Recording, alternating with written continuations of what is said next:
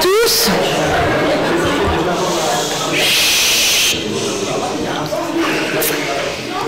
On a un rendez-vous. Vous le savez, on a un rendez-vous dans 54 minutes. Oh. Alors, il faut que vous sachiez que vous avez vraiment beaucoup de chance. Donc je pense que je vais rester au rendez-vous avec vous, parce que vraiment ça m'intéresse. Est-ce que vous savez avec qui vous avez rendez-vous dans 54 minutes? Ouais, tout le monde n'a pas rendez-vous avec l'ISS. Vous avez compris où vous êtes aujourd'hui? Je pense que pour certains d'entre vous, peut-être une majorité, c'était une première visite dans le musée. Non, certains étaient déjà venus. En tout cas, c'était une première visite au musée, dans le hall de l'espace, avec la présentation des équipes du musée. Je voudrais vraiment vous les remercier. On les applaudit. Allez.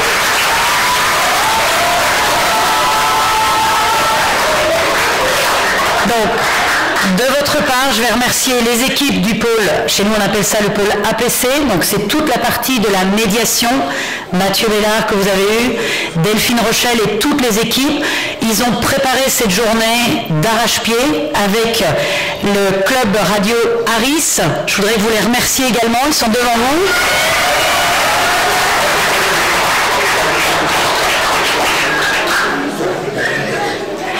Et le Radio Club de Neuilly, on me glisse dans l'oreillette.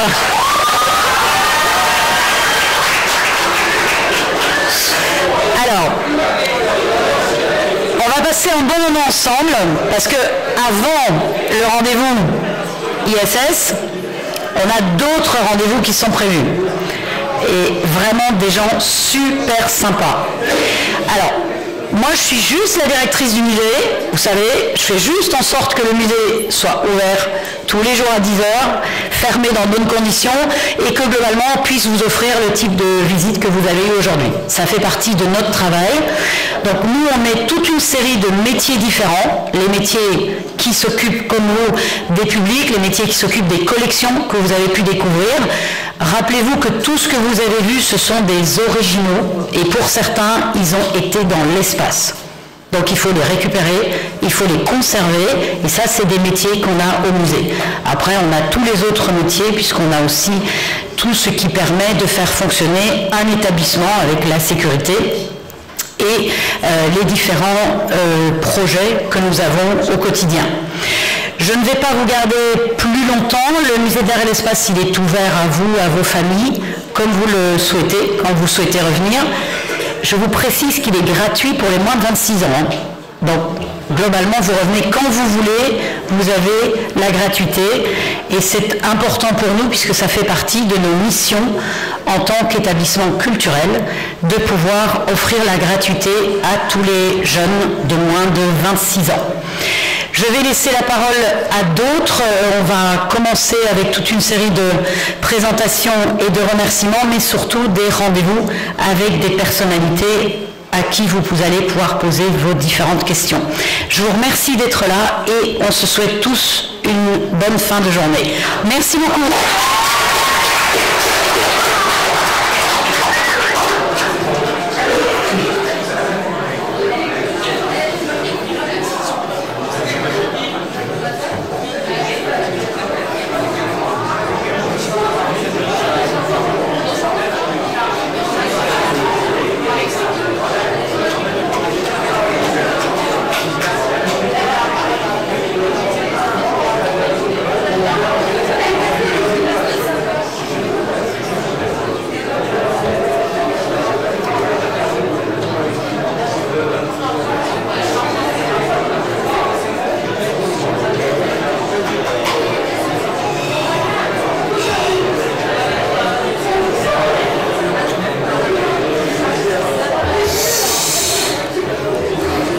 Bonjour à tous et merci pour votre présence. Donc, je suis Christophe Hervieux, je suis professeur d'anglais au collège Théodore Monod à Gagny. Je fais partie donc, du projet qui a été initié depuis déjà l'an dernier, parce qu'un projet, ça prend plus d'1 an à mettre en place, surtout un projet aussi exceptionnel que celui-ci, c'est-à-dire énormément de réunions, c'est des centaines de mails échangés, c'est aussi beaucoup de partage et de communication avec tous les intervenants qui ont permis que cette rencontre puisse se faire aujourd'hui. Et puis une pensée pour notre professeur documentaliste Sandrine Pchini, sans qui ce projet n'aurait pas pu être mis en place au sein du collège. Alors, rapidement, nous allons avoir, juste après, la présentation du REF en visio, et puis nous aurons ensuite une visio exceptionnelle avec Alan Pétré qui a pris de son temps pour vous expliquer un petit peu son parcours. Et nous pourrons ensuite parler du Radio Club. Nous parlerons également d'Aris, et puis ensuite, ce sera au tour des acteurs principaux de cette rencontre, à savoir les élèves, de se mettre en place pour le contact avec Matt Dominic, qui est actuellement au sein de la Station Spatiale Internationale. Voilà, merci à tous et très bon après-midi.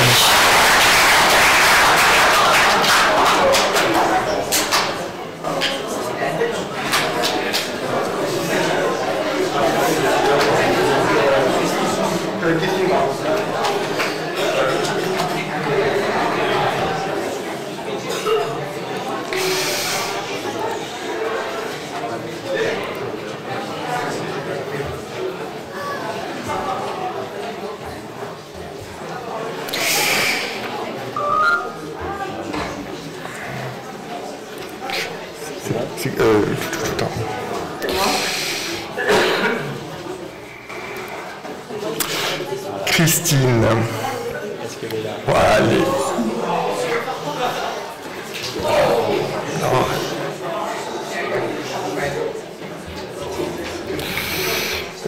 Est-ce que on te voit dans la salle? Bonjour Christine. Et normalement tu m'entends. Ouais. C'est là. Je peux commencer. La salle est pleine à craquer. Je vais en profiter pour faire une photo et je vais te laisser la parole. D'accord. Bonjour à toutes et à tous. Je suis ravie, moi, d'être parmi vous. Merci d'abord à Jean-Luc Fortin, F6 GPX, pour son invitation à l'occasion de ce contact radio-amateur Aris entre les élèves de l'école Théodore Monod et l'ISS.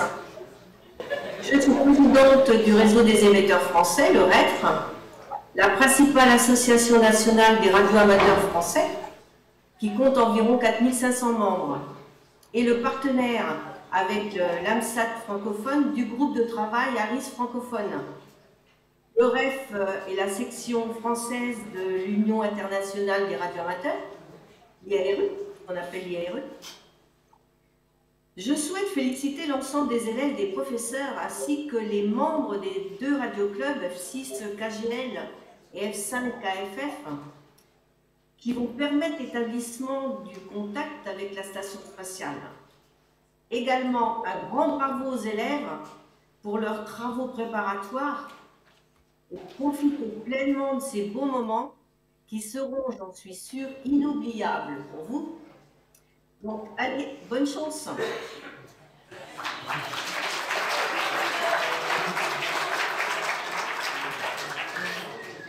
Merci Christine. De rien, bonne journée. Bonne journée, 73. Avec 88. Il n'est pas dans le... Je le vois pas dans le meeting. Sinon, je fais la présentation du Radio Club en attendant. Ouais, ok, je mets juste le... Ouais.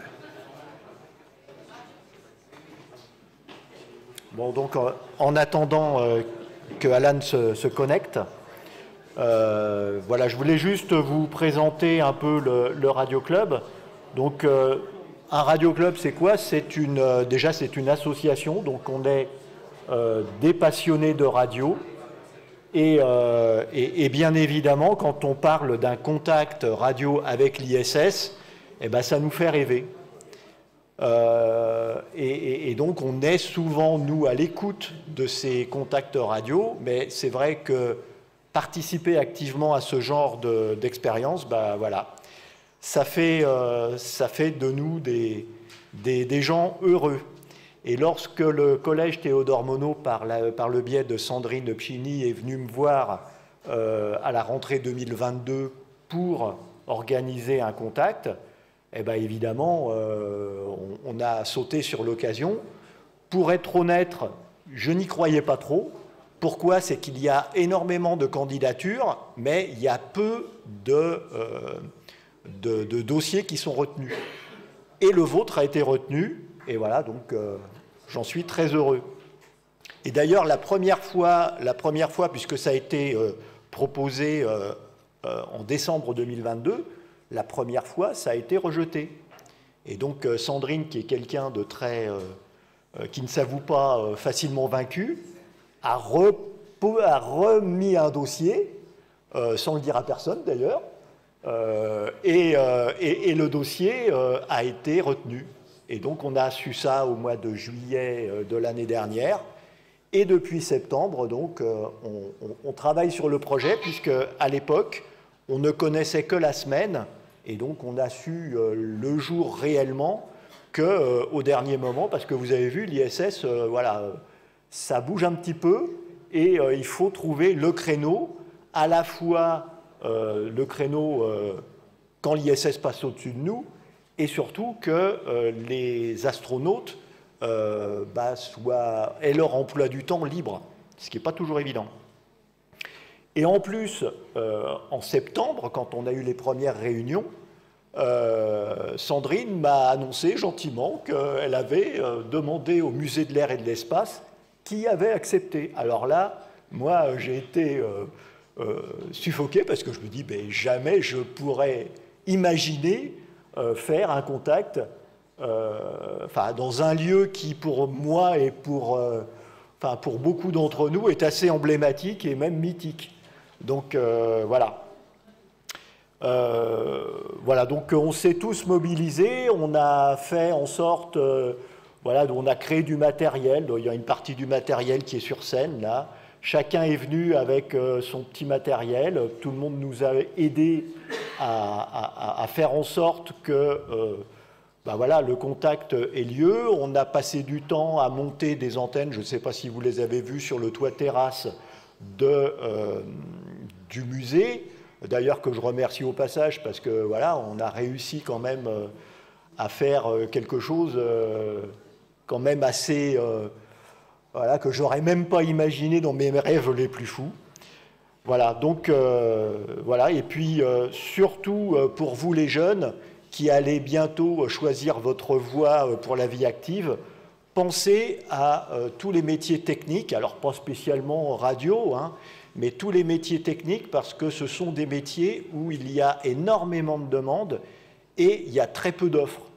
Donc si vous voulez assurer une carrière, orientez-vous vers des métiers techniques, mais de la vraie technique, c'est-à-dire ce que j'appelle, moi, mettre les mains dans le cambouis. Et ça, c'est quelque chose qui est très important pour la suite de votre vie professionnelle, parce que voilà, des gens qui savent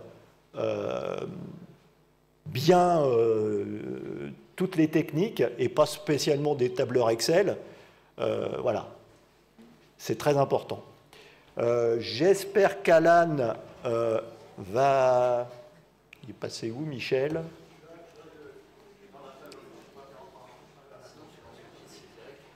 Comment? Ouais, je suis là. Ben, ouais. Je suis sur JT sur le téléphone, mais il n'est pas encore là. Il n'est pas encore arrivé. On se passe... parce qu'il n'y a plus beaucoup... Tu fais une présentation à RIS, Joseph? Ça sera fait.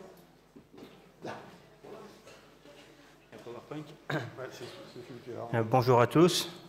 Alors vous avez entendu parler d'ARIS, effectivement. Donc ARIS, ça veut dire quoi? Ça veut dire quoi, ARIS? Ouais. Voilà, ça veut dire, je le dis, ça veut dire amateur radio. Radio amateur en anglais, c'est amateur radio dans l'ISS, forcément. Donc ARIS, ça date de quand? Ça date à peu près de l'an 2000. L'ISS a commencé à être construite vers l'an 2000. C'est immense l'ISS, c'est immense, grand comme 2 terrains de football, mais c'était construit module par module. Donc en 2001, il y avait déjà 2 modules. Vous allez les voir tout à l'heure. Donc ARIS, c'est une association de radioamateurs en fait, qui est en communication, en relation avec les agences spatiales comme la NASA, l'ESA, aussi les agences russes ou japonaises, et qui ont un projet, c'est d'installer une station radioamateur dans la station spatiale. Alors ça s'est déjà fait à l'époque de la station Mir, il y avait déjà un poste radioamateur. Pourquoi faire? Les astronautes, ils sont plusieurs mois, 6 mois dans l'espace. Un poste radioamateur, ça leur permet de communiquer les week-ends, le soir avec la Terre. Et quand l'ISS a été construite, on s'est dit, mais pourquoi pas le refaire, mettre un émetteur radioamateur dans l'ISS, mais à une condition, que ça serve à quelque chose de plus grand. Et on s'est dit, mais pourquoi pas faire des contacts avec les écoles. Et c'est ce qui a été fait. Depuis l'an 2000, il y avait plus de 1200 contacts, je crois, qui ont été faits, environ 2 par semaine, à travers le monde. Donc ça peut être aux États-Unis, en Asie, en Europe.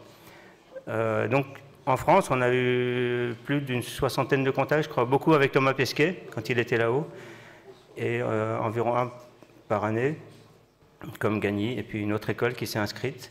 Donc voilà, je vais vous montrer quelques photos. Harris, en fait, son travail aussi, c'est de préparer le matériel. Ce n'est pas du matériel professionnel, c'est du matériel radioamateur qui est préparé et monté dans l'espace, dans les fusées, avec les navettes spatiales à l'époque, dans les fusées maintenant, les fusées SpaceX. Et donc, Jean-Luc vous a dit, ici on a une antenne sur le toit, mais il faut aussi une antenne dans l'ISS. Alors vous allez voir l'antenne qui est dans l'ISS, elle est beaucoup plus petite. Voilà, vous la voyez sur l'écran, c'est un astronaute qui a installé une antenne qui est faite avec du film plastique. Vous voyez ici sur l'écran. Elle fait 50 cm.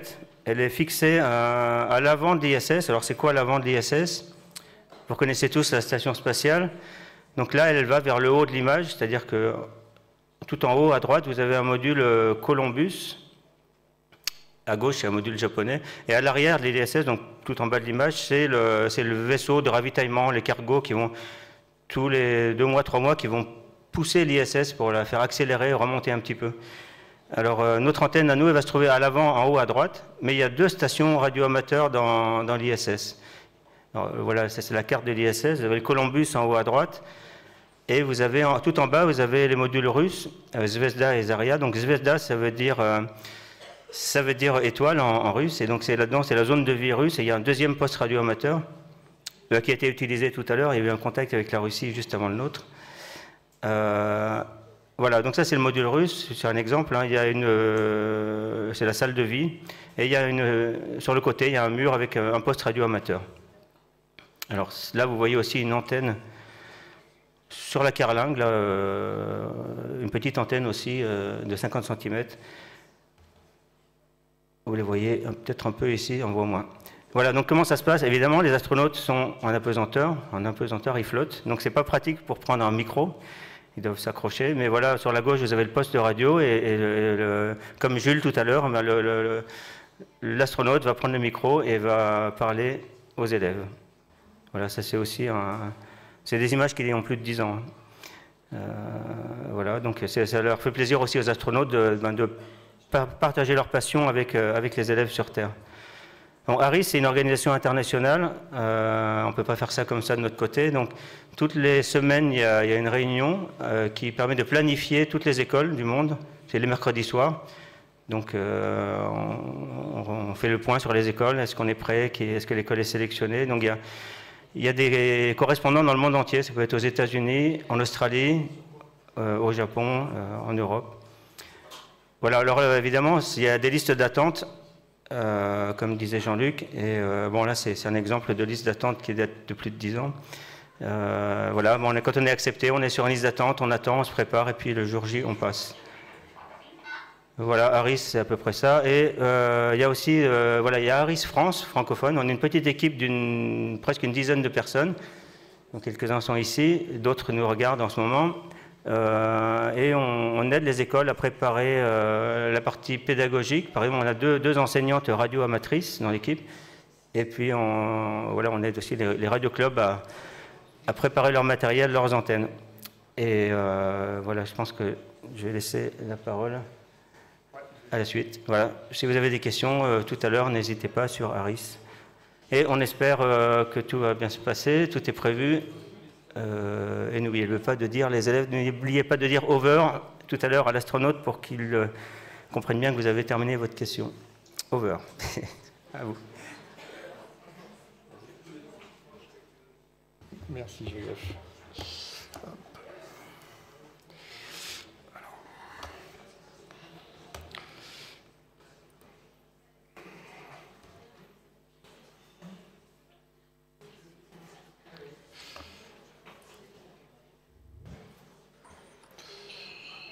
Je vais raccrocher ici.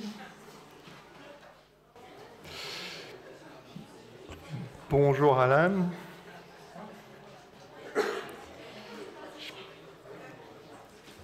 Je ne sais pas si vous nous entendez. Vous m'entendez? Allô? Ouais. Est-ce que vous m'entendez? Oui, on vous entend. L'image est un petit peu décalée par rapport à votre voix, okay, mais en tout cas, on vous entend. Je vous ai montré la salle, elle est toute à votre écoute. On a à une trentaine de minutes du contact avec Mathieu, donc on vous laisse le temps qu'il faut. Ok. Ça marche, merci beaucoup. Merci beaucoup. Bon, bonjour à toutes et à tous. Moi, je m'appelle Albert, j'ai 24 ans et je suis du coup diplômé ingénieur aérospatial. Et actuellement, en fait, je suis en train de commencer ma carrière à la NASA aux États-Unis, donc précisément au Jet Laboratory. L'un des 10 centres de NASA aux États-Unis, et en l'occurrence le Jet Laboratory, donc le JPL, c'est un centre de la NASA qui est en charge de tout ce qui est lié à la robotique, précisément. Robotique spatiale, donc il y a l'exploration spatiale du système solaire qui nous permettent du coup d'en savoir davantage sur l'univers un peu plus lointain, l'univers profond. Mais voilà, c'est quand même plus axé robotique. Et voilà, je suis basé du coup à Los Angeles.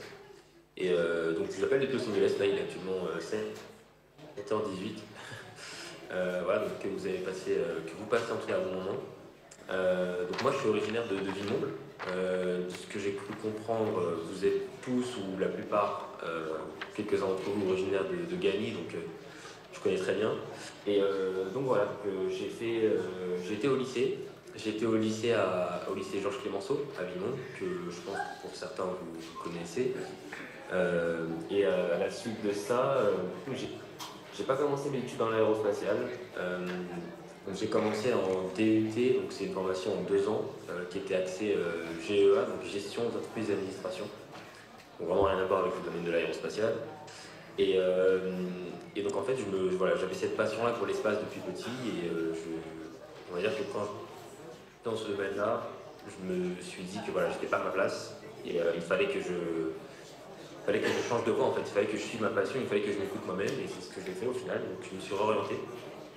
Et je suis parti dans un autre DUT, sciences de l'ingénieur cette fois-ci, à l'UT de Ville d'Avray, donc pour situer à l'université Paris-Nanterre, donc je pense que certains connaissent aussi. À la suite de ça, du coup, à la suite de mon DUT, pendant mon DUT, on va dire qu'il y a eu quelques difficultés parce que voilà, il y avait du travail le week-end, il y avait des heures de transport le matin, 2 heures le matin, 2 heures le soir, et travail le week-end parce que voilà, mes parents n'avaient pas forcément les moyens de m'aider financièrement pour juste ne serait-ce que me payer à manger le midi ou payer ma voiture, mon permis, voilà. Donc il fallait que je me débrouille un peu tout seul pour financer mes études, mais aussi un peu ce qu'il y a autour. Et donc voilà, donc c'était assez compliqué, c'était 2 années assez compliquées, mais j'ai réussi à valider mon DUT, ensuite j'ai fait une école d'ingénieur.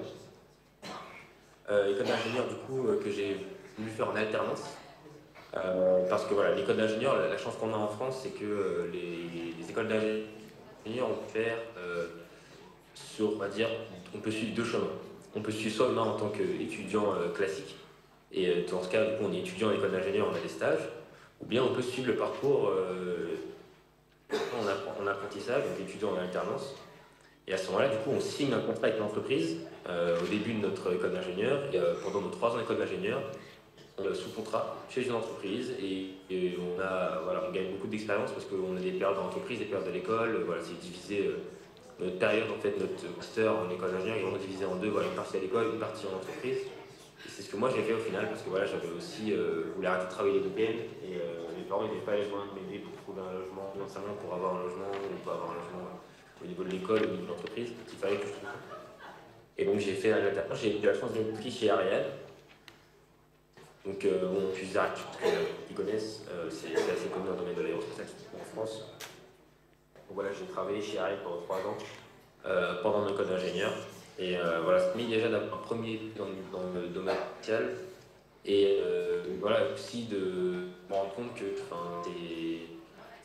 il y a rien de mieux que de sa passion.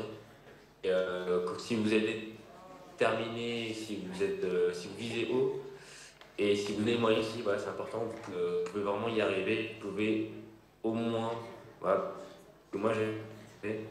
Et je me suis dit voilà, que j'avais aucun mal à au moins tenter, et j'ai aucun regret parce que j'ai réussi à faire ce que je voulais faire, et pouvoir juste travailler de sa passion, peu importe la passion, je pense que c'est la meilleure des réussites. Donc voilà, j'ai au final réussi à être diplômé ingénieur aérospatial et d'être sélectionné du coup à la NASA pour commencer ma carrière, et c'est un rêve d'enfant qui se réalise quoi.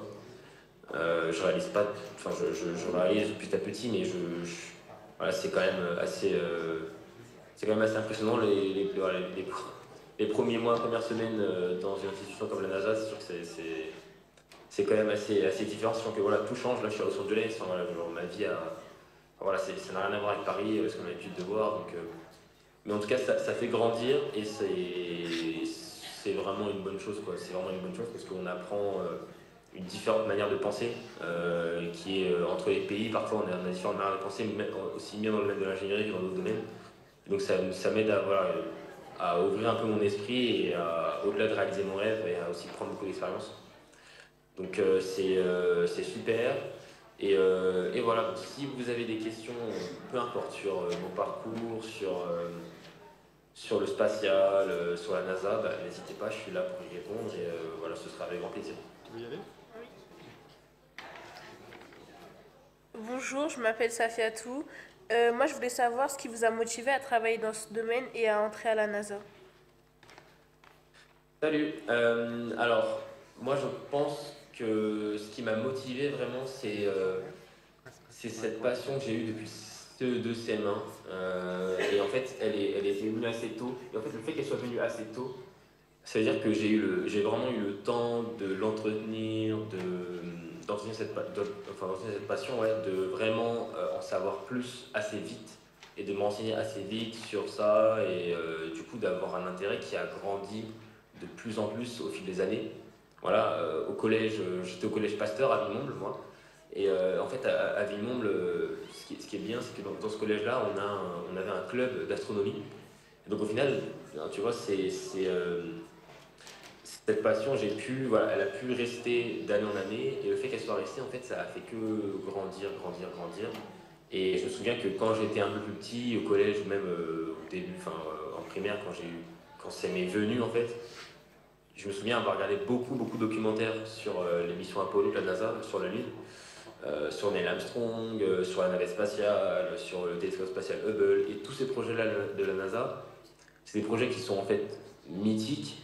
Et quand on est fan de spatial, on est forcément, on s'est forcément déjà renseigné, on a forcément déjà entendu parler au moins de tous ces projets-là. Et c'est ça qui m'a fait rêver et qui m'a donné envie d'intégrer la NASA un jour, quoi. Donc, voilà.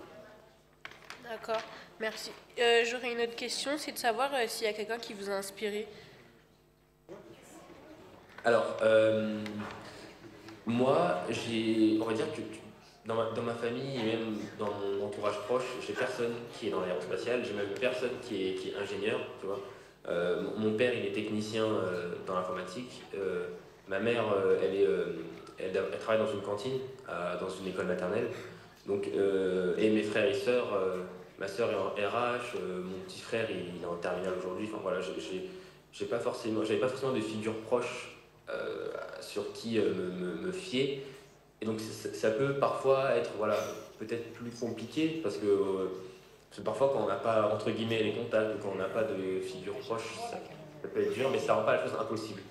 Et c'est ça aussi que je veux vous dire, c'est que ça peut être plus difficile peut-être pour nous, pour des personnes qui viennent de banlieue ou des personnes qui ne sont pas forcément prédestinées à travailler dans ce domaine-là, mais ça ne veut pas dire que c'est impossible. Et du moment que c'est pas impossible, ça ne nous empêche pas de tenter, ça ne nous empêche pas d'essayer. Et au final, c'est ce que moi j'ai fait. Et au final, je dirais qu'une figure du coup assez entre guillemets lointaine qui m'a inspiré, ce serait soit Bill Nelson, qui est aujourd'hui l'administrateur de la NASA, et qui est un ancien élève qui était dans une université où j'ai fait un stage en Floride, qui était astronaute, qui est devenu aujourd'hui le directeur de la NASA. Et sinon, en France, ce serait Thomas Pesquet, parce que comme moi, il a été diplômé ingénieur à 23-24 ans, et après il est devenu pilote, puis astronaute, donc voilà. Merci.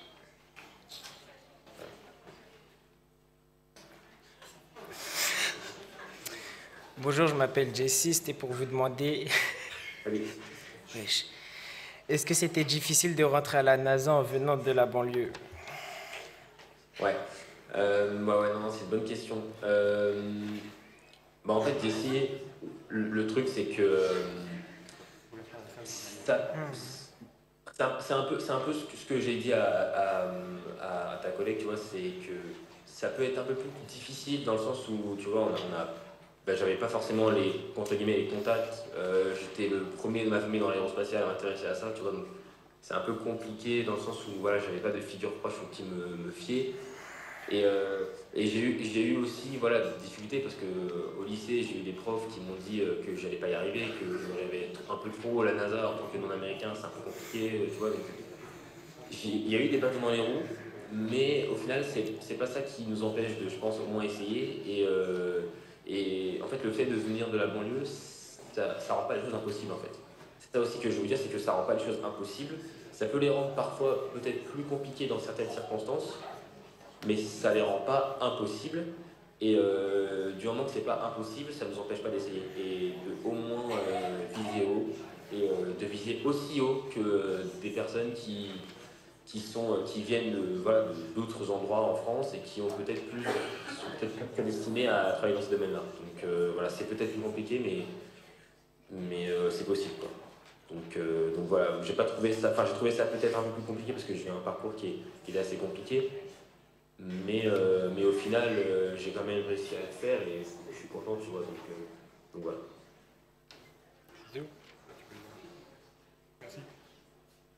Bonjour, je m'appelle Mathunia. Je voudrais savoir, est-ce que vous pouvez décrire votre métier plus particulièrement?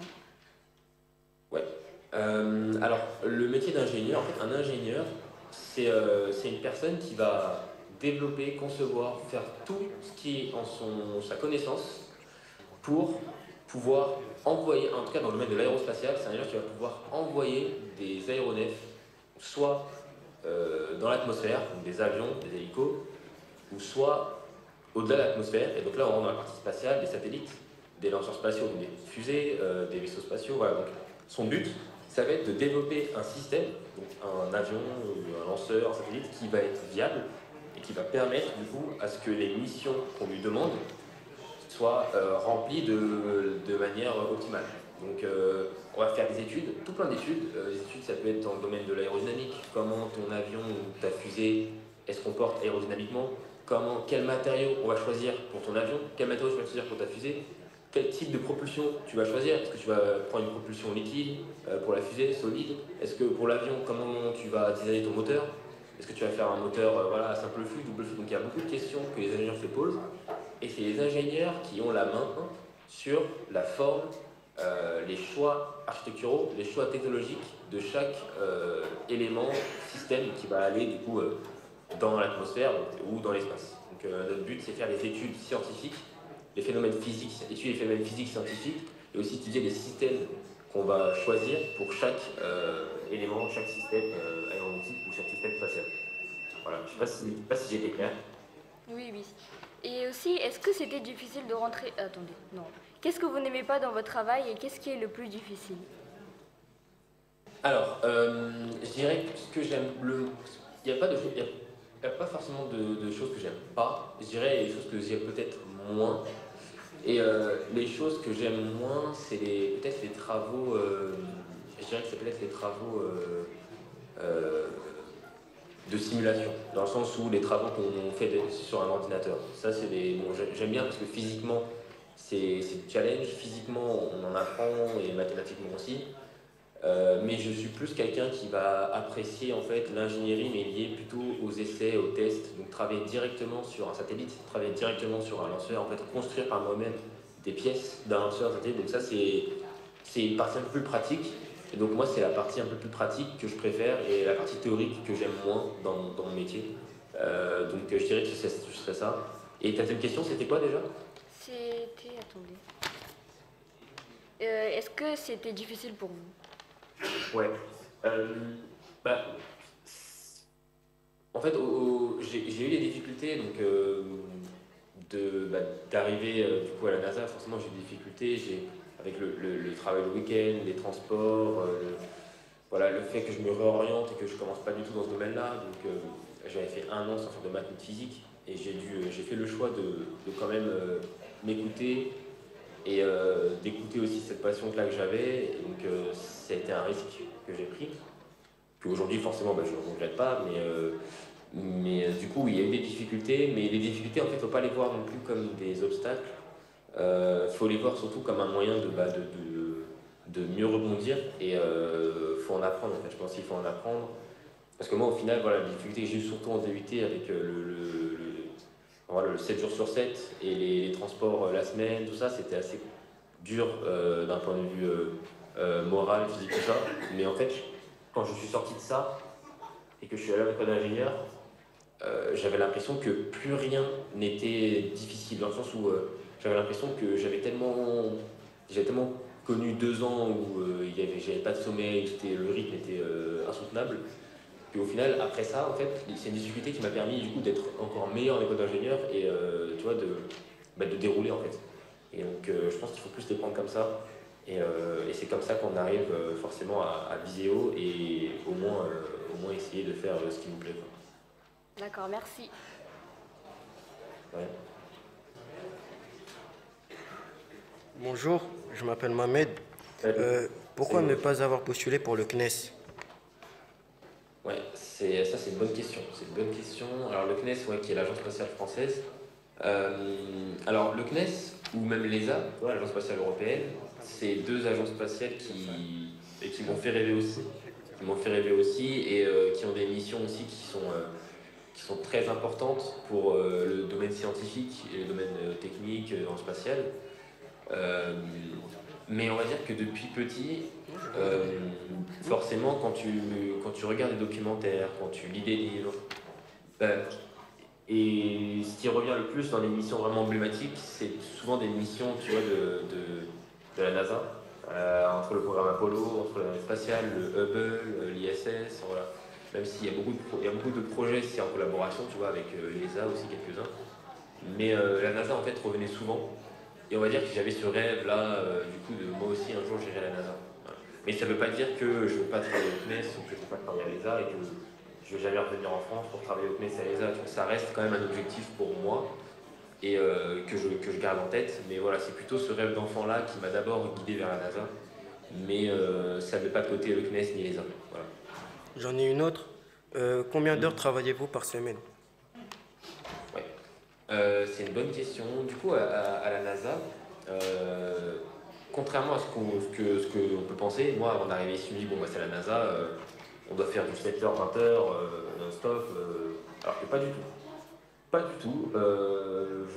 J'arrive le matin au travail à environ 9h, je pars vers 17h, voilà, je fais une journée classique.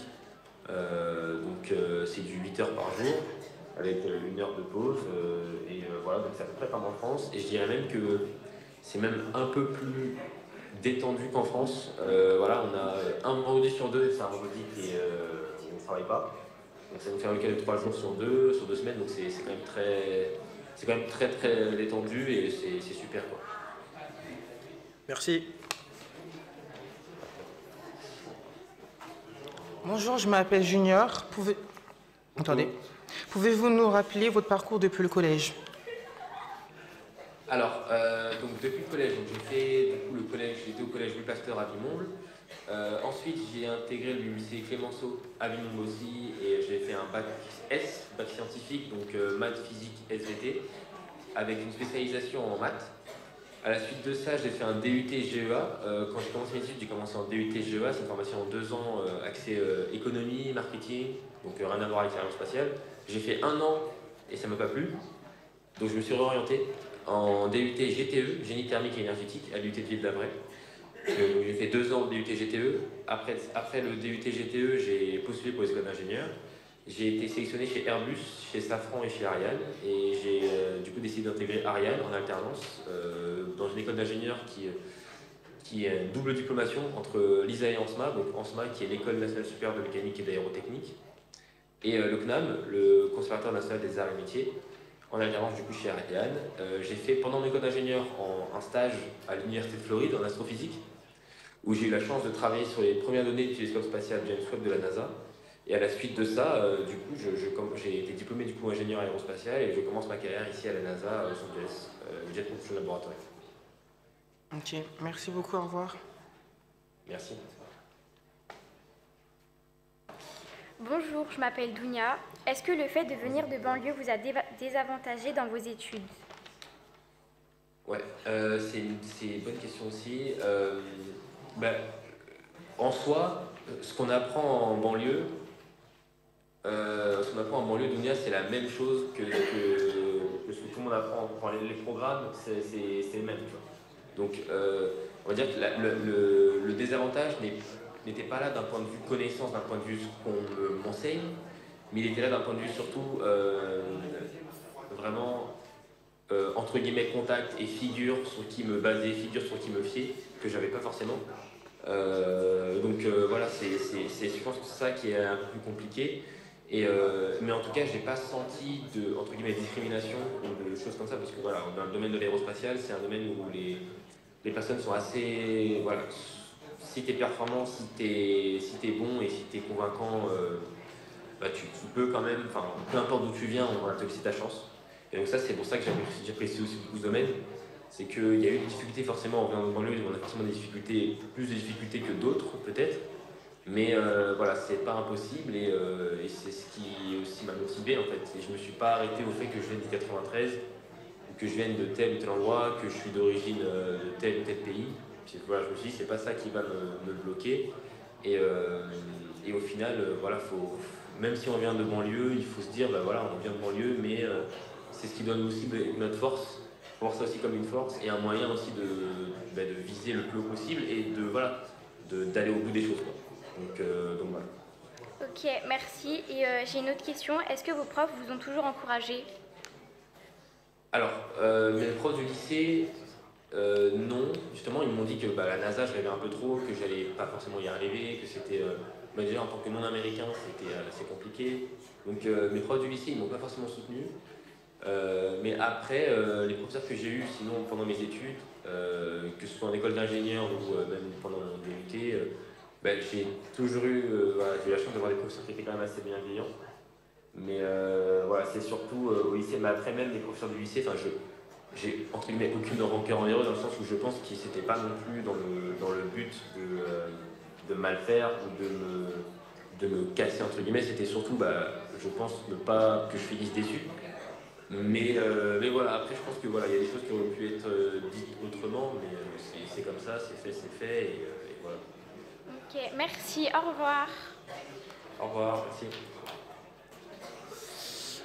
Alors Alan, nous vous remercions très chaleureusement, et nous vous remercions pour le temps que vous nous avez consacré aujourd'hui. Je vous demande d'applaudir Alan. Et puis, en tant que professeur, j'espère que votre parcours va pouvoir donner des idées à nos élèves. Voilà, merci beaucoup. Avec grand plaisir. Merci à vous, merci beaucoup, à bientôt. Et nous allons pouvoir passer la main maintenant au Club Radio qui va gérer désormais le passage vers le contact avec l'ISS. Ok, voilà, un très grand merci à tous les intervenants qui sont venus. Moi, je vais vous faire un point là sur ce qui nous intéresse vraiment. Voilà. Donc, actuellement, l'ISS arrive dans à peu près 8 minutes. Elle est juste au-dessus du triangle des Bermudes, tiens. Voilà, comme vous pouvez le voir ici, impeccable. Donc voilà, dans 8 minutes, elle sera au niveau de l'horizon. Et donc, voilà, à partir de ce moment-là, ce qui va se passer, c'est qu'on va commencer à l'appeler. Ça ne sera pas instantané, donc on va faire plusieurs essais jusqu'à ce qu'ils nous répondent et qu'ils nous confirment qu'ils nous entendent bien. Et à partir de ce moment-là, donc ce qui va se passer, c'est que je vais amorcer les questions. Et donc j'espère que les élèves ont bien retenu qu'il faut bien dire « over » à la fin, parce que moi, ça va me servir. Moi, j'ai ce petit bouton ici, et moi, dès que j'entends « over », justement, je vais arrêter d'appuyer dessus pour passer à l'élève suivant. Et permettre donc soit à l'astronaute de répondre, soit à l'élève de parler. Donc voilà, je vous le réexplique vite fait. Ici, on a le micro de scène, et ici, on a le micro qui vient directement ici dans l'émetteur. L'émetteur est connecté à son antenne qui est actuellement sur le toit. Donc c'est une antenne directive qui ressemble à un gigarato. Et en fait, ce qu'elle fait, c'est qu'elle pointe comme un télescope sur l'ISS pendant qu'elle bouge. Voilà, donc ça c'est ce qui va se passer. Et donc voilà, pour vous montrer un petit peu tout ce qu'il y a autour de la table. Donc voilà, ici on a toute la partie contrôle du rotor. Donc là, notre ami Fifou va justement pouvoir gérer ça. Donc voilà, là en rouge, on a justement la machine qui vient piloter. Lui, il a les super écrans avec tous les graphiques et tous les trucs comme dans Matrix. Donc c'est magique, il peut tout voir. Ici, de ce côté-là, on a la sono avec notre ami François Philippe. Donc c'est grâce à lui que tout ce qui est ici tourne. Et ce qui passe dans la radio passe fort et clair et que l'astronaute pourra nous entendre correctement. Ici, nous avons ce qu'on appelle la backup station. Donc c'est en fait la station de secours. Si jamais j'ai un problème, si jamais j'ai l'émission qui pète, si j'ai plus de batterie, si le contrôle de la radio ne fonctionne plus, il est là pour m'épauler. Et donc voilà, il sera toujours très utile. Et donc évidemment, quand on parle de backup, on enlève tout artifice. Donc là, on repasse sur bon vieux micro et bonne vieille méthode de contrôle. Voilà. Et donc, pour finir, voilà, comme je l'ai déjà expliqué, moi il y a moi avec mon propre contrôle, et moi je serai là avec le bouton, et donc je vais essayer d'opérer la station à son mieux. Voilà pour la petite présentation. Et donc là, voilà, là on a 5 minutes avant l'arrivée de l'ISS. Petite annonce pour les radioamateurs dans la salle, je vous prie s'il vous plaît de couper vos pockets, coupez tous vos pockets s'il vous plaît, je ne veux pas d'interférence. Parce que tout à l'heure on a eu le cas où il y a quelqu'un qui s'amusait à mettre une porteuse sur 144 725, c'est pas drôle, donc je ne veux pas que ça arrive s'il vous plaît.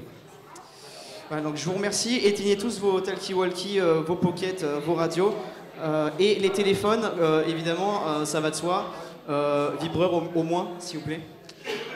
Ce serait con de ne pas entendre ce que l'astronaute a dit à cause d'un bip ou à cause d'une sonnerie un peu cringe. Voilà.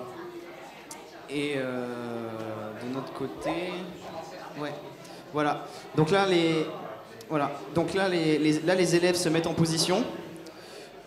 Il faudrait qu'ils se mettent en file indienne dans leur ordre d'appel, qui est l'ordre des questions. Donc j'appelle pas sur la scène, mais à se mettre dans l'ordre s'il vous plaît.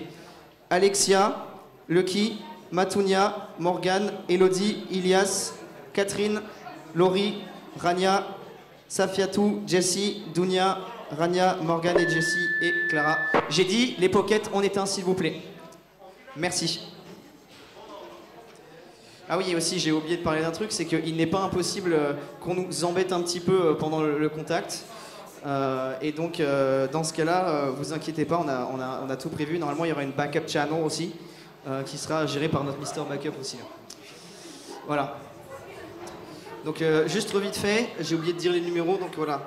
Alexia en premier, Lucky en deuxième, Matunia troisième, Morgane 4, Elodie 5, Iliad 6, Catherine 7, Laurie 6, Rania 9, Safiatou 10, Jessie 11, et puis après ça reboucle, Dounia 12, Rania 13, Morgane 14, Jessie 5 et Clara 16. Voilà, exactement comme la répétition de tout à l'heure.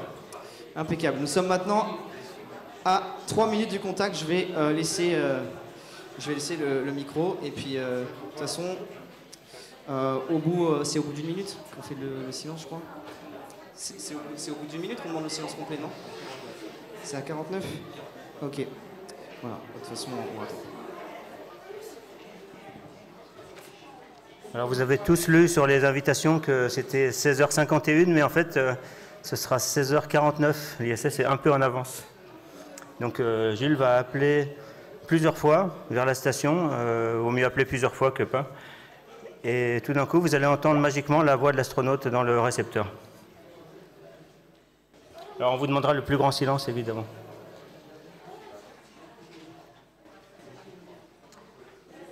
Synchrone. 46. 46, c'est à l'heure. Couper le micro. Donc moi je suis sur... on va faire un test radio quand même. Je suis sur la fréquence d'appel, 410, 320.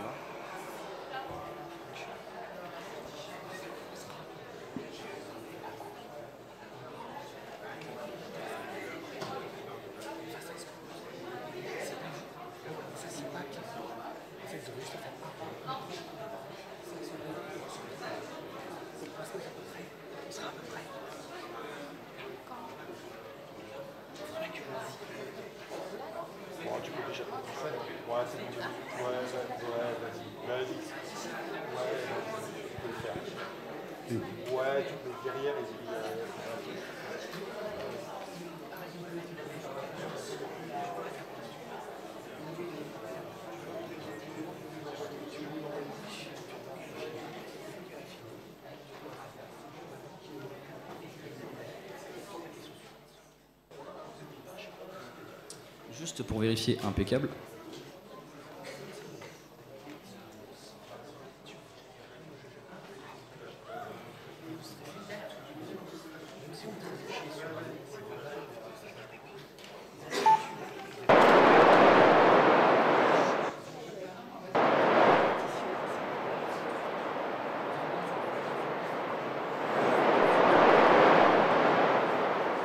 Voilà, donc là, ce qu'on fait, c'est qu'on allume la radio, donc on ouvre le silencieux pour entendre pour entendre le souffle. Comme ça, si jamais il y a quelqu'un qui signale ou quoi, on peut l'entendre. Et puis voilà, donc on aura ce bruit pendant la minute où il faudra faire le silence. Et puis une fois que l'ISS dépassera l'horizon, on commencera à appeler. Voilà. Il reste 30 secondes. Voilà. Peut-être qu'on ira vachement.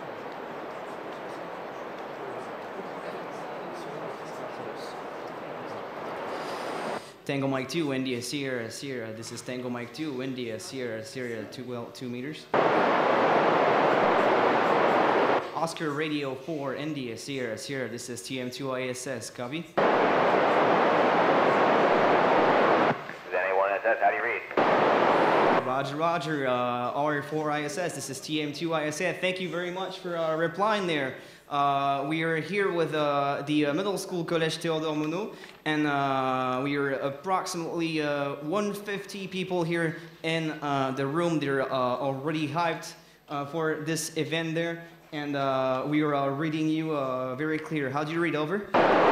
Loud and clear from the International Space Station. Welcome aboard. Thank you very much. I really appreciate it. So now we can start with the questions. So I'll pass you the mic again, and then they will start. Over. Copy all. Let's go. Over. Let's go.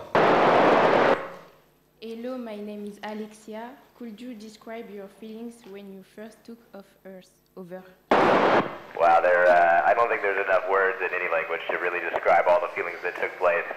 One of the things I plan to ask later is if they recorded our intercom as the crew was talking to each other during liftoff and just excited how everyone was. What an exhilarating experience. Over. Hello, my name is Dunya. How do you feel when you see the Earth from space? Over. The Earth from space is incredible. There are just so many feelings that occur, but when you get to see just how thin our atmosphere is and the different colors of the atmosphere, and my favorite part is just watching sunrises and sunsets over and over again. It's just so incredible, and it gives you this feeling of just how small we are in this universe. Over. Hello, my name is Machunia. What aspects of your daily life do you miss the most during your stay aboard the ISS? I miss a lot of things. I miss my family, my friends, of course, on Earth, my favorite planet. But if you're talking activities of daily life, It's really jumping in a pool and taking a shower. Over. Hi, my name is Morgan. What aspect of adapting to life in space do you find particularly challenging? Over.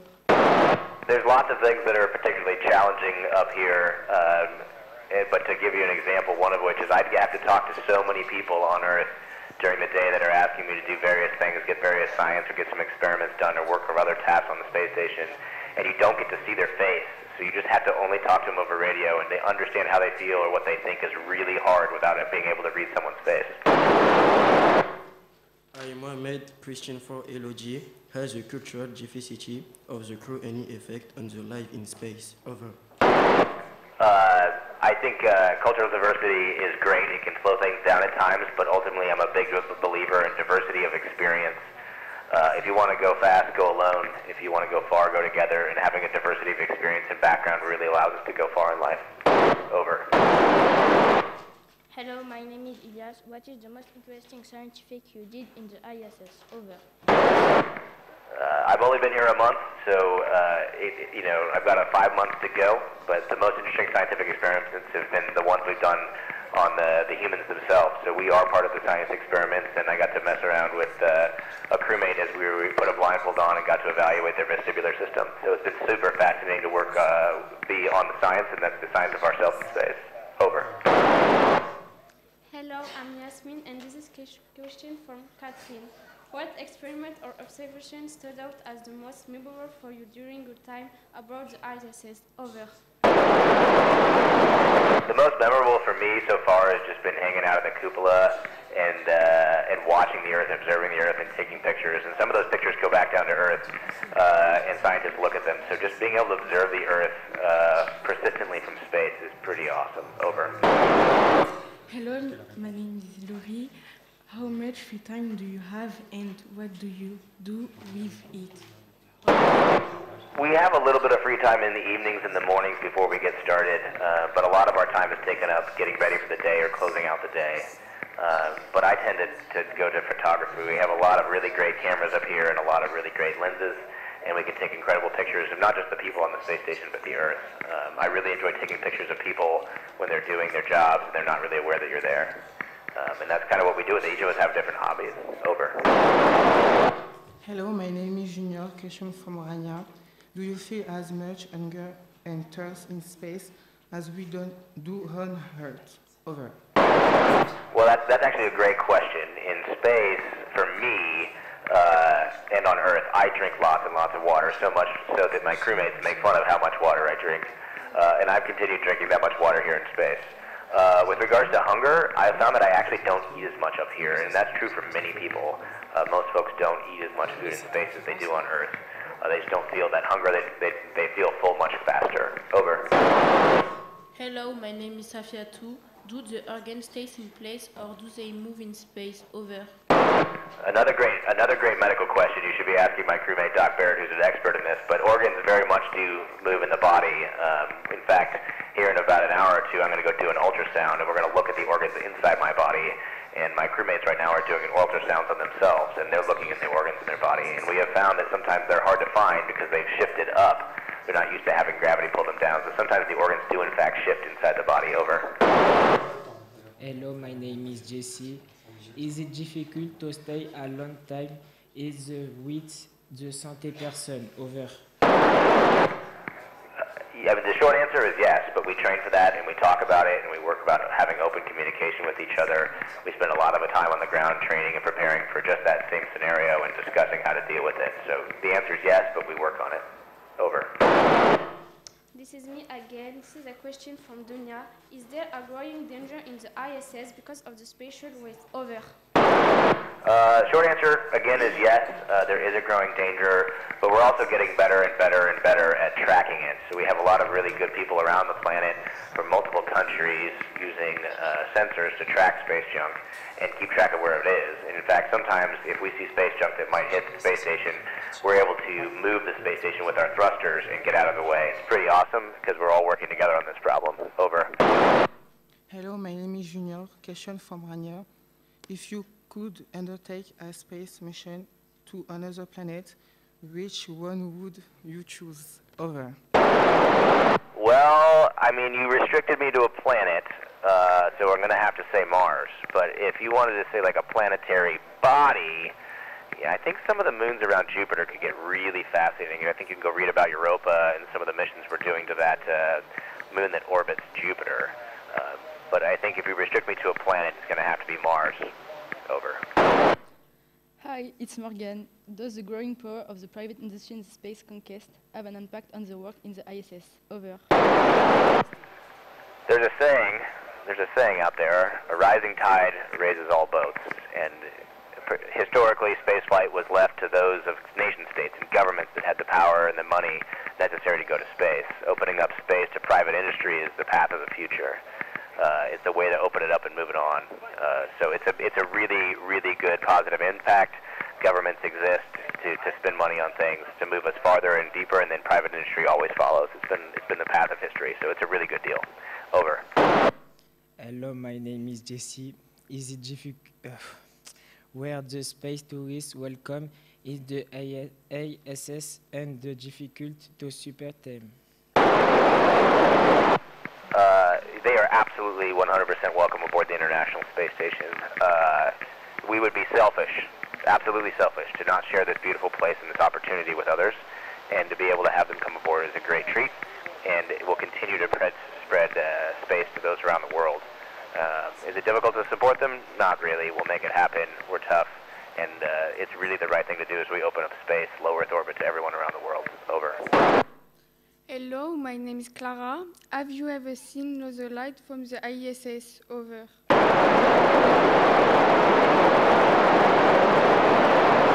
If you can still hear me, the answer is yes. It's absolutely beautiful. Oscar Radio 4, India Sierra Sierra, Tango Mike 2, India Sierra Sierra. Thank you very much for answering the questions. Everyone here in the room is applauding. Well, thank you very much. That's a real opportunity there to have you here in France. So one thing that I can tell you there, just when you come back to Hurch, come visit Collège Théodore Monod to say hi to these very nice students. Thank you very much, and I pass you back again for the final 73 and have fun. Thanks. 73 from the International Space Station. See ya. Thank you, guys. Thank you very much. 7359 here in France. Thanks. Tango Mike 2, India Sierra Sierra. Final over and over. QRT.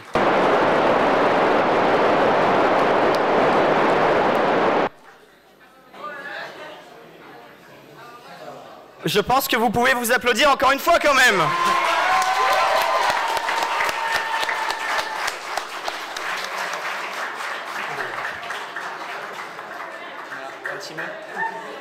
Bon, bah écoutez, je vous félicite tous. Vous avez assuré du début à la fin, comme quoi, vous voyez, la confiance en soi, c'est le plus important. Donc bravo, vraiment, c'était exceptionnel. Vous avez tous géré le stress. Je vous félicite encore une fois. Bravo à tous.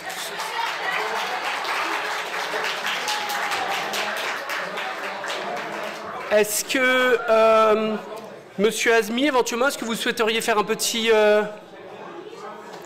discours? Donc, Monsieur Azmi, le principal du Collège Théodore Monod. Je vous donne la parole, Monsieur Azmi. Merci, Monsieur Hervieux. Et puis, bravo à tous les participants. Alors, je tiens tout d'abord à exprimer ma plus profonde gratitude à chaque équipe et chaque individu impliqué dans ce projet ambitieux. À Aris, à M. Fortin, qui ont travaillé, comme vous avez dit tout à l'heure, d'arrache-pied, pour avoir rendu cela possible. Au Musée de l'Air et de l'Espace, pour l'organisation de cette journée, pour les visites et les prêts des ateliers. Aux enseignants et à leur tête, Madame Chini, qui a travaillé aussi d'arrache-pied pour rendre possible ce projet, et elle le fait avec beaucoup de plaisir et beaucoup d'abnégation. Aux enseignants pour avoir guidé les élèves et partagé leur savoir avec eux. Ainsi aux élèves pour leur curiosité insatiable et leur énergie, ce qui a poussé les équipes à s'impliquer encore davantage. On n'oublie pas non plus les cosmonautes qui étaient très sympathiques, qui nous ont réservé leur temps pour répondre aux questions des élèves. Et à M. Pétré, Alain Pétré, ce jeune et brillant ingénieur qui a accepté de répondre à vos questions. Votre dévouement a non seulement, je parle aux équipes qui ont participé, votre dévouement a non seulement enrichi ce projet, mais a aussi laissé une marque sur le parcours scolaire de chacun de nos élèves. Merci encore pour ce que vous avez réalisé ensemble et dont nous sommes fiers aujourd'hui. Merci.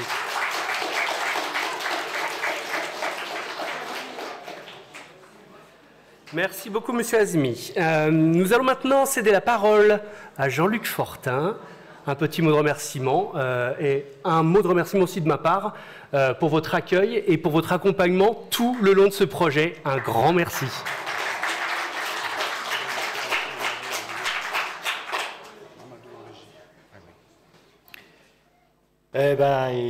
Donc l'heure est arrivée au remerciement.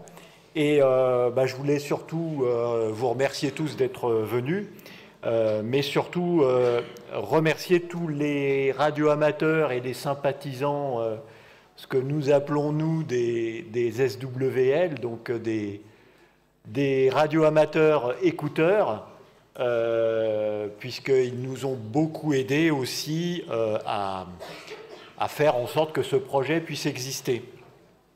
Donc voilà, donc on a réalisé pas mal de petits objets là, que Jules vous a présenté tout à l'heure, le micro, la boîte de commande des antennes, voilà.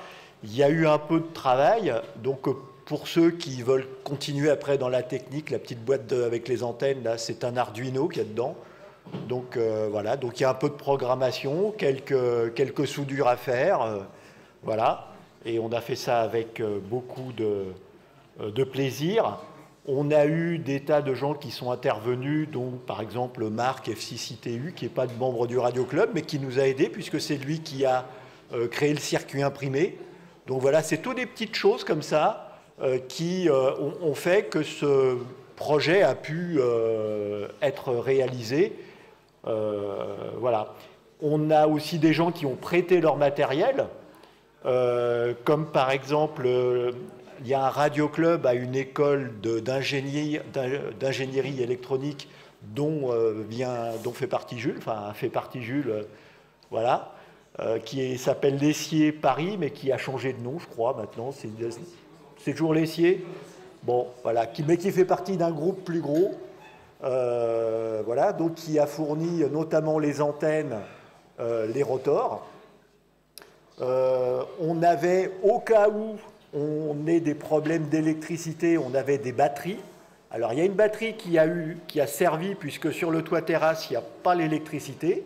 Donc on a tout simplement mis une batterie de voiture, et ça a été prêté par Stéphane, F0DZO. Alors à chaque fois, je vous donne l'indicatif radio, voilà, parce que nous, entre nous, en fait, on ne connaît pas notre nom de famille. La plupart du temps, on connaît notre indicatif. Voilà. Et puis la table de mixage, c'est François Philippe, F1FWP, qui a ramené son matériel. Voilà. Le câble, alors les deux câbles qui passent par derrière l'écran, là, donc les deux câbles coaxiaux, on les a achetés parce que voilà, on n'avait pas ça en stock, personne n'avait ça en stock. Et donc on a demandé à la société qui commercialise ces câbles de nous faire un rabais, et il nous les a vendus à prix coûtant. Donc voilà, il faut qu'il soit remercié, c'est la société Passion Radio. On avait aussi le réseau des émetteurs français, donc il y avait Christine tout à l'heure, la présidente du REF, qui nous a octroyé une jolie subvention pour permettre justement d'acheter aussi du matériel, puisque voilà, tout ce que l'on a créé, il a fallu acheter des composants. Voilà. Il y a la NFR qu'on remercie aussi parce qu'on a utilisé non pas l'indicatif du Radio Club, mais l'indicatif TM2ISS, quelque chose qui marque bien les esprits, assez symbolique. Alors, coup de chance, c'est que TM s'est attribué à toutes les stations un peu particulières, des stations, justement, des indicatifs spéciaux. Et TM, c'est aussi les initiales de votre collège. Donc, voilà, c'était le coup de chance et évidemment, on en a profité. Et puis la municipalité de Neuilly-sur-Marne qui nous fait toujours confiance, qui n'est pas là, enfin, qui a juste emmené, je pense, un journaliste pour couvrir l'événement.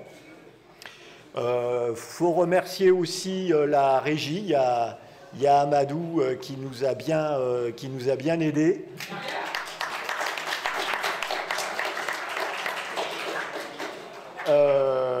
Voilà, donc, et puis surtout, je voulais remercier Fifou, F1 GMA, qui est au bout de la table là-dedans, qui a œuvré.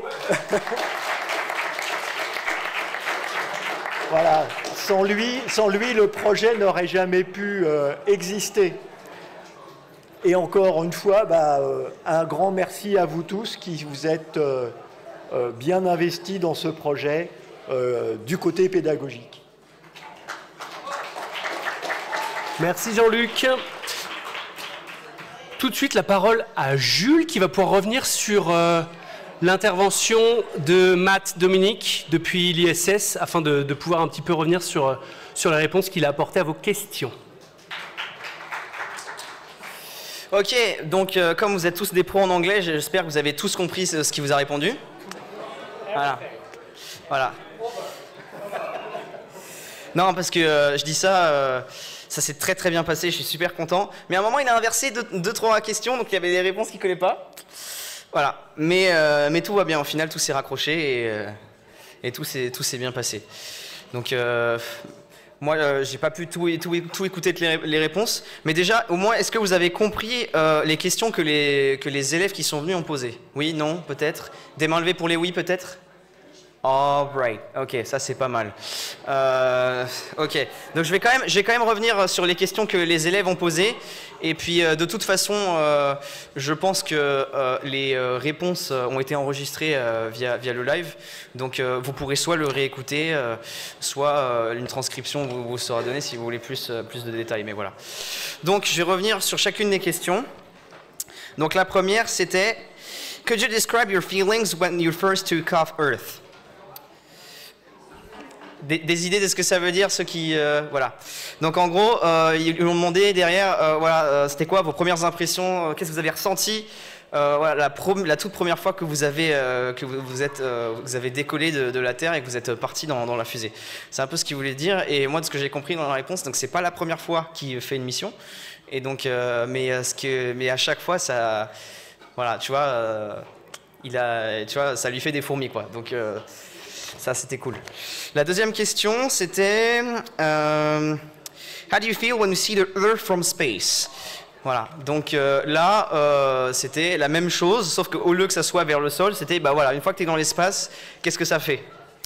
Voilà. Donc un petit peu le même genre de réponse. Ensuite, c'était What aspect of your daily life do you miss the most during your stay aboard the ISS? Donc voilà, là c'est plutôt est-ce qu'il y a des choses sur lesquelles tu étais habitué à faire sur Terre qui te manquent finalement depuis que tu es dans l'espace? Donc voilà, il a notamment mentionné sa famille, ses amis, et puis pas mal de petites anecdotes que j'ai un petit peu oubliées. Voilà. Ensuite, c'était What aspects of adapting to life in space do you find particularly challenging? Donc finalement, est-ce qu'il y a des aspects dans ta routine dans l'espace qui sont compliqués, quel challenge il faut relever de ce côté-là? Donc il a mentionné un exemple d'expérience que j'ai pas tout retenu, mais voilà, c'était effectivement la question. Ensuite, c'était Has the cultural diversity of the crew any effect on the life in space. Et voilà, bah, effectivement, il a bien répondu à la question, ce coup-là. Vous avez bien compris, tous les astronautes ne sont pas américains. Et comme j'ai pu noter une petite erreur tout à l'heure, j'ai entendu quelqu'un au micro mentionner cosmonaute. Ah, attention, attention, attention. On parle bien d'astronautes ici. Parce que ce sont, en fait, il y a deux notions. Les Américains, ce sont les astronautes. Et les Russes, ce sont les cosmonautes. Parce que chacun parle, voilà, voilà. Attention, voilà. Le rouge, le bleu, Dark Vador, Luke Skywalker, tu sais. Voilà. C'est un peu la même chose. Donc, voilà. On parle bien d'astronautes, mais de ça pour dire qu'effectivement, il y a plusieurs nationalités. Voilà, il y a des Américains, il y a des Russes, il y a des Japonais. Des fois, il y a même eu des Français, comme on a pu le voir. Il y a même eu des Canadiens, des Québécois. Il y a tout eu. Donc, voilà, effectivement, c'est un peu un monde à part, et c'est un monde où effectivement, justement, on est en dehors de toutes ces complications politiques. Voilà, c'est assez magique. Ensuite, la question c'était What is the most interesting scientific experiment you did in the ISS? Voilà, donc là, c'était quoi? Qu'est-ce qu'il a manipulé qui était le plus intéressant pour lui? Donc voilà, je ne sais pas exactement ce qu'il a fait, mais si vous avez déjà un petit peu checké, voilà, les astronautes, ils font pas mal. Voilà. Ouais, donc il n'a pas eu le temps, mais derrière, en termes d'activité, on va lui attribuer plein de tâches. Donc forcément, sûrement des études sur des molécules, sur des végétaux. Il va sûrement faire des sorties extravéhiculaires pour faire de la maintenance d'équipements et des choses comme ça. Et évidemment, la fameuse séance de sport quotidienne qui sont faites sur des machines qui simulent la gravité. Ils s'attachent à des ceintures et tout. Et comme vous avez pu le voir peut-être sur Thomas Pesquet, bah, même ces exercices, ça suffit pas. Donc c'est pas n'importe qui qu'on envoie là-haut. Voilà. Il faut pas que faire de la gonflette, c'est un peu plus compliqué que ça. Ensuite, la question c'était What experiment of observation stood out as the most memorable for you during your time aboard the ISS? Donc voilà, ça revient à la question d'avant, sauf que du coup c'est ce qu'il a préféré. Donc j'imagine que j'ai pas tout écouté, qu'il a dû répondre un peu la même chose, ou alors il a dû parler de ses expéditions précédentes sur les expériences qui lui ont plu. Voilà de ce côté-là. Ensuite, c'était How much free time do you have and what do you do with it? Donc là, j'ai clairement pas entendu. Mais voilà, je pense que vous l'avez bien compris. Ils ont un peu de temps libre, mais voilà, ils ont quand même énormément de choses à faire là-haut. Et la preuve, c'est que voilà, Harris, ça s'organise pas en un claquement de doigts. C'est que derrière, il faut qu'on s'adapte à leur planning et que derrière on arrive à trouver une date, et ce qui est magnifique, c'est qu'on arrive à se retrouver ici aujourd'hui pour ça. Ensuite, il y avait question très intéressante d'ailleurs, do you feel as much hunger and thirst in space as we do on Earth? Et il me semble, enfin, de ce que j'ai retenu, c'est qu'il a dit que c'était effectivement une question intéressante. Je sais plus trop ce qu'il a dit là-dessus, mais moi, l'anecdote que je sais, c'est que quand on est dans l'espace et qu'on flotte, on grandit de quelques centimètres. Et donc, du coup, ça revient avec la question d'après sur les organes, c'est que, du coup, tout s'étend. Donc, en fait, on a un estomac qui est un peu plus gonflé.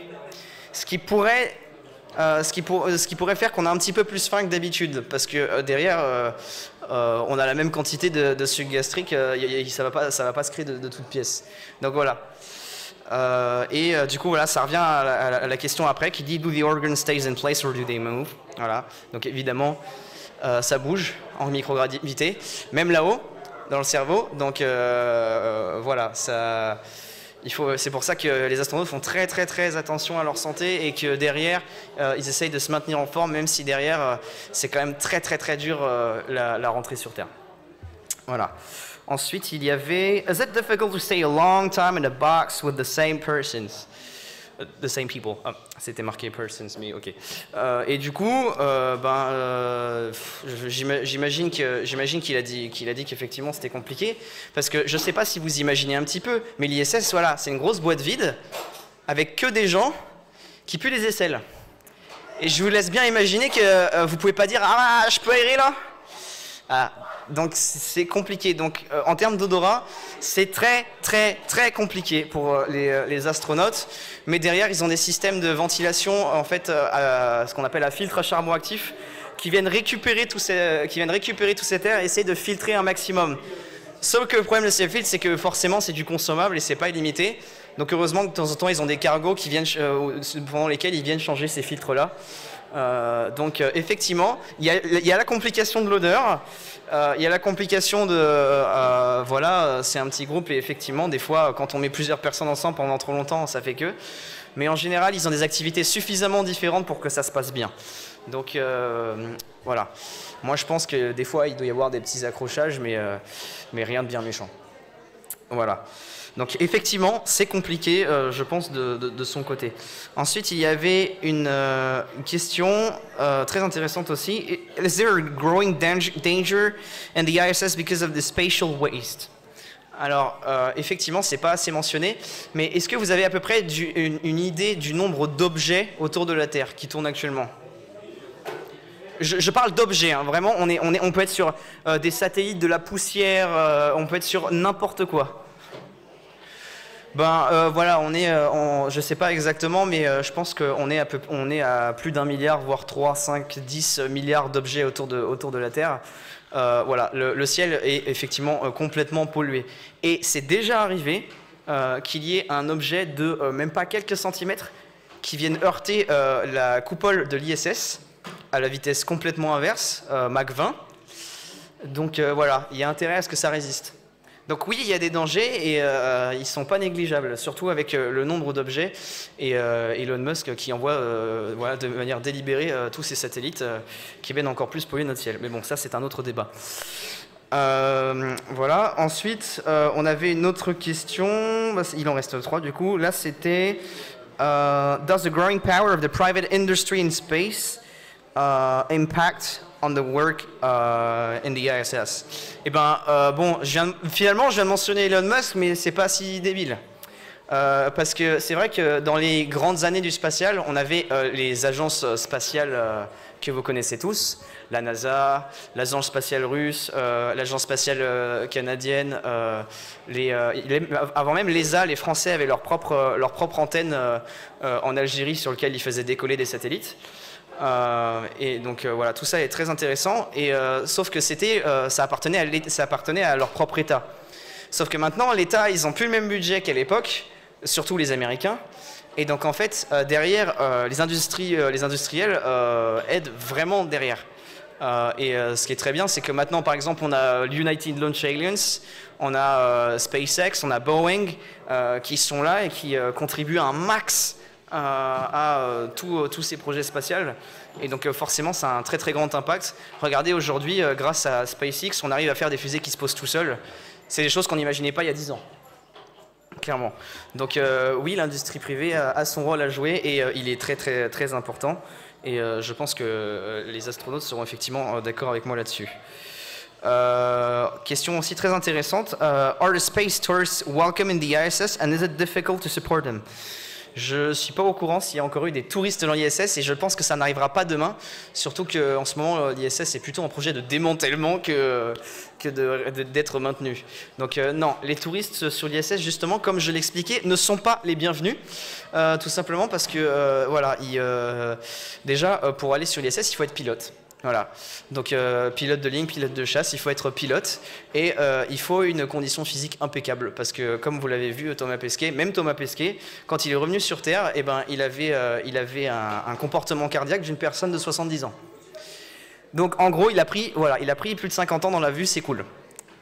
Donc même encore aujourd'hui, c'est compliqué un petit peu, donc voilà. Non, les touristes, dans le terme touristes, ne sont pas les bienvenus dans l'ISS. Même si vous voyez encore une fois des entreprises privées qui font des tours suborbitaux, mais c'est toujours pas ça. Donc non, touristes, oubliez. Voilà. Je détruis peut-être votre rêve d'aller sur l'ISS en tant que touriste, mais voilà, si vous voulez y aller, faites comme Alan Petz, il faut grinder, il faut aller jusqu'au bout de ses rêves, devenir astronaute et puis s'entraîner à fond. Voilà. Et la dernière question, c'était Have you ever seen an aurora from the ISS? Si vous avez déjà vu une aurore boréale, Je pense que dans ses missions, il en a déjà vu plein. Et je ne sais pas si vous avez déjà vu les lives d'ISS sur YouTube, mais des fois, vous pouvez effectivement voir quand il y a beaucoup d'activités solaires, des aurores boréales depuis l'espace, et c'est très très très intéressant parce que voilà, là, ça prouve à tous les platistes que la Terre est ronde déjà. Et suivant, en fait, on peut voir la forme un petit peu autour de la Terre, un petit peu l'atmosphère, et on voit justement des rayons de lumière vert qui se déplacent un petit peu dans toutes les directions. Voilà, c'est quelque chose qui est assez joli à voir. Donc voilà, c'était un petit peu le briefing des questions pour que tout le monde puisse comprendre un petit peu. Voilà, j'espère que tout le monde a compris. Et comme je l'ai dit tout à l'heure, n'hésitez pas à revenir sur le live. Il y aura de la rediffusion et on reviendra normalement avec plus de détails sur les réponses de l'astronaute ou avec voilà, des traductions ou des choses comme ça si vous le désirez. En tout cas, encore merci pour votre contribution. Applaudissez-vous, c'est vous qui êtes maître du projet. C'est grâce à vous qu'on est ici aujourd'hui et que le contact a pu s'effectuer. Donc voilà, un grand merci à vous et puis comme on dit chez nous, à la prochaine 73.